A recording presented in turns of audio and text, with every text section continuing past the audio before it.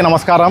ఇవాళ మన Telugu Desam party formation అయ్యి ఈ రోజుకి 44వ సంవత్సరం పూర్తి చేసుకున్న శుభ సందర్భంగా మా ఫరిసమ్మల్ల వార్డులో జెండావిష్కరణ చేయడం జరిగింది. తెలుగుదేశం పార్టీ అనేది ఒక తెలుగువారి ఆత్మగౌరవంతో పుట్టిన పార్టీ పెట్టిన 9 నెలల్లోనే అధికారంలో వచ్చిన ఏకైక ప్రాంతీయ పార్టీ మన భారతదేశంలో ఒక తెలుగుదేశం పార్టీ మాత్రమే.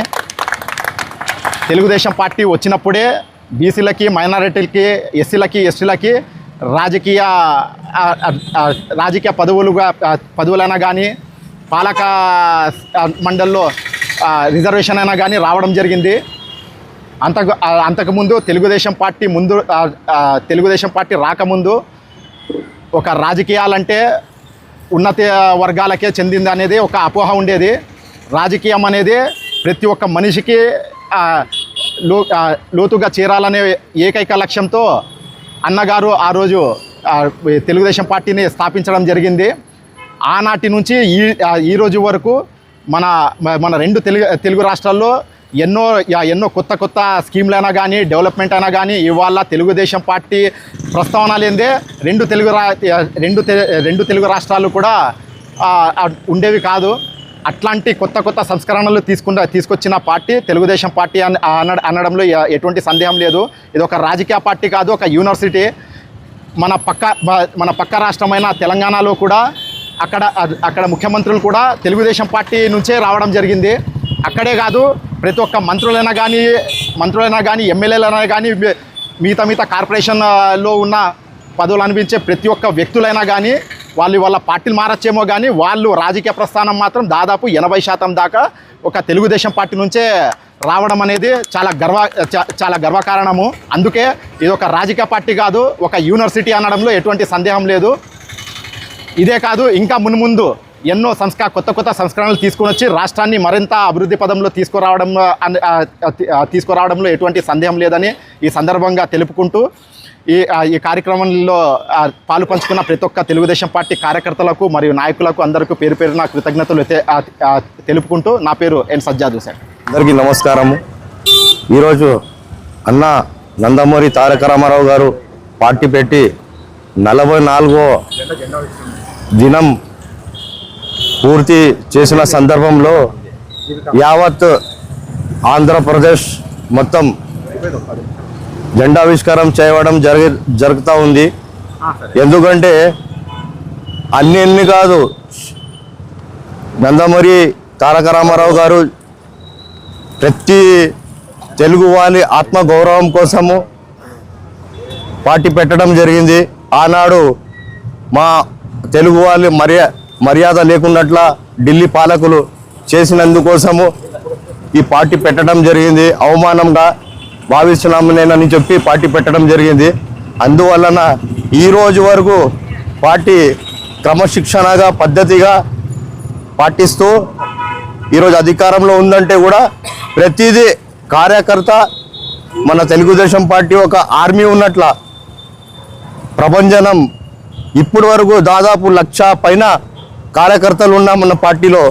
ఎందుకంటే ఎన్టీఆర్ ఆశయాల కోసం ప్రతి ఒక్కరూ పాలు పంచి పనిచేస్తూ ఉన్నారు.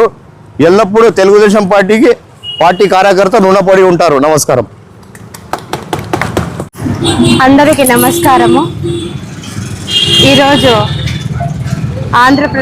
ఉమ్మడి ఆంధ్రప్రదేశ్గా ఉన్నప్పుడు మన స్వర్గీయ నందమూరి తారక రామారావు గారు తెలుగు ప్రజల కోసమే, తెలుగు ఆత్మాభిమానం తెలియజేయడం కోసమే పార్టీని తెలుగుదేశం పార్టీ అని చెప్పేసి స్థాపించిన రోజు ఈరోజు అందరికీ కూడా పండగ వాతావరణం నెలకొల్లిన రోజు ఈరోజు. ముఖ్యంగా మహిళల కోసం ఆస్తిలో వాటా ఉండాలి అన్న ఒకే ఒక నినాదం కూడా తీసుకొని వచ్చినటువంటి ఘనత ఎవరికైనా ఉంది అంటే అది మన స్వర్గీయ నందమూరి తారక రామారావు గారికి మాత్రమే వర్తిస్తుంది. భారతదేశంలో ఆంధ్రప్రదేశ్ యొక్క ఆత్మాభిమానాన్ని, గౌరవాన్ని రెట్టింపు ఉత్సాహంతో కూడా తెలియజేసిన వ్యక్తి ఎవరైనా ఉన్నారు అంటే అది మన నందమూరి తారక రామారావు గారు. మనకు పురాణాలలో రాముడు ఎలా ఉంటారో మనమైతే చూడలేదు, కానీ ఈ భారతదేశంలోన దేవుడు పాత్రలు ఏవైనా వేయాలన్నా, వివిధ రకాల పాత్రలు ఏవైనా వేసి చూపించాలన్నా, నటనలో తనకున్నటువంటి ఇది ఎవరికి కూడా లేదు. ఇంకొకటి ఏమంటే, రాముడిని చూస్తే మనం చేతులెత్తి దండం పెడతాం. అదే రాముడి వేషంలో నందమూరి తారక రామారావు గారు ఉంటే జై శ్రీరామ్ అని చెప్తాం. ఇంకొక విషయం ఏమంటే, భారతదేశంలో ఆడపిల్లల్ని ఆడబిడ్డలుగా ప్రతి ఒక్క ఇంట్లో కూడా చూడాలి, అన్ని రంగాలలో మహిళలు కూడా ముందు ఉండాలని చెప్పేసి నినాదాన్ని ముందుకు తీసుకుని వచ్చినటువంటి వ్యక్తి నందమూరి తారక రామారావు గారే. ఆయన అనుచరణలోనే, ఆయన ఆధ్వర్యంలోనే మన ముందు ఇప్పుడు లేకపోయినా కూడా ఆయన పేరు చెప్పగానే టీడీపీ పార్టీలో ఉన్నటువంటి కింద స్థాయి కార్యకర్తల నుంచి నాయకుల వరకు అందరూ కూడా చేతులెత్తి దండం పెట్టేది నందమూరి తారక రామారావు గురించి మాత్రమే. అందులో మన ముఖ్యమంత్రి వర్యులు పార్టీని ముందుకు తీసుకెళ్తున్నారు. యువ నాయకులు ఉన్నారు, లోకేష్ గారు. అలాగే మన ఆదోనిలో కూడా నందమూరి అభిమానులు వందల్లో వేలల్లో ఉన్నారు. ఇక్కడ కూడా ముఖ్యంగా సజ్జద్ బాలయ్య బాబు గారి ఫ్యాన్, ఇక్కడ ఉన్నటువంటి అందరు కూడా ఫ్యాన్స్ ఉన్నారు.